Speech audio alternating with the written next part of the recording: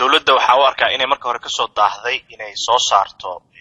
go'aankan balse waa tixgelin karna waxa la leeyahay inay wada tashiyo badan geliyeen balse aniga waxay la muuqataa inay dawladda ay go'aankan ahayd inay dhinac qaadato maadaama siyaasadda noocan ah double dealing-ka ah labada dhinac inaan ku daarano aan hore ugu soo jabnay balse iminka ay ahayd in wadamadii anagana lamid ahaa ee Sacuudiga xiriirka fiican la sida Yemen iyo Mauritania iyo xitaa Jordan iyo Morocco kale inaan dhanka raacna ahayd oo aan tixgelino go'aamada ay wadamadaas oo kale lamidka ah ee isku dhinaca aan nahay ee wadamada badan ee Carabta ay qaateen inaan la qaadana ahayd macnaheedu waxa weeyaan Sacuudiga waa sida la socodid madaxweynihii ayaa boqoshadii ugu horeysay waxa ku casumay boqor Salman kadibna markii labaad markii ay wadamada islaamka iyo wadanka Mareykanka ku kulmeen hadana madaxweynihiin waa la casumay madaxweynihiin wuxuu sheegay maalin dhaweyd in wadanka Sacuudiga uu maalgashi iyo taageero dhan walba ah uu Soomaaliya siinayo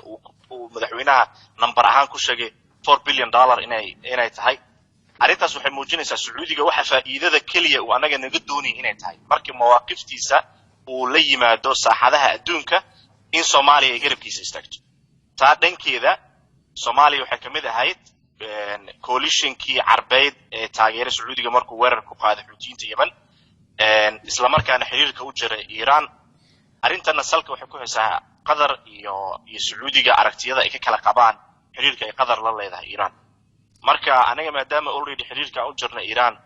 waxa ahayd in aan ku sii socono siyaasadda arrimaha dibadda ee dawladda hore u waday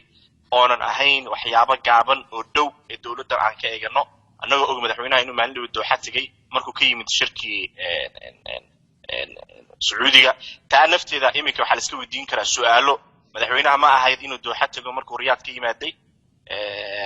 isagoo og waxyaabihii ka dhacay dooxa iyadoo iminka la leeyahay khilaafku wuxuu soo bilaabmaday markii Riyaad la joogay markuu ka yimaado Riyaad ay raad iyadoo khilaafkii uu soo bilaabmaday markii la joogay Riyaad oo Qadariyiinta iyo Sacuudiga iyo Mareykanka isku fahmeen qaabka Qadariyiinta ay Iran ka taagan yihiin laakiin arrimahan marka aad fiiriso dad khubara ah oo Carabta iyo caalamka u dhundulay Soomaaliya aad bay ugu amaaneen inay dhexdhexaad ka noqoto go'aankii hore ee Soomaaliya xiriirka ay ugu jirtay Iran markii Sacuudiga iyo Iran ay isku dhaceen aad loo dhaleecay maxay tahay hadda sababta adiga aad cuskanayso oo leedahay in Soomaaliya arintan dhexdhexaad inay ka noqoto ma ahayn oo dhinaca Sacuudiga inay la safatay macnaha waxyaalaha ugu waaweyn oo arintaas ku taageeraysa ama fikradaas aad u qaadato maxay tahay siyaasadda arrimaha dibadda sideedu waxa weeyaan waa inay joogtiin lahaato danahaaga dhowna waa inaad eegtid macnaha waxaan u leeyahay waxa weeyaan Soomaaliya danaheeda dhow waxa ahayd in ay wadamadan taageerada weyn ka helaysay inay inay ka ku sii socotahay arintan waxay salka ku haysaa xiriir aan Iran mar hore u jirnay ay qadarna iyada dhanka ku socotay marka siyaasadda arrimaha dibadda already ee dawladda hore madaxweyne Xasan Sheekh uu waday tan ka hor imaanaysa arinta ah dhexdhexaadnimada Morocco iyo Urdun iyo Yemen iyo Mauritania oo imika naga awood badan markii xitaa Yementan dagaalka ka socday xitaa markii loo naga awood badan dawlad ahaan oo structure-ka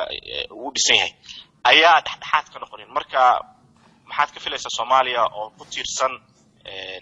taageerada ay ka hesho wadamo kale ogow wadanka Sacuudiga waa wadanka soo labeeya Turkiga markay timaado in budget toos ah la siiyo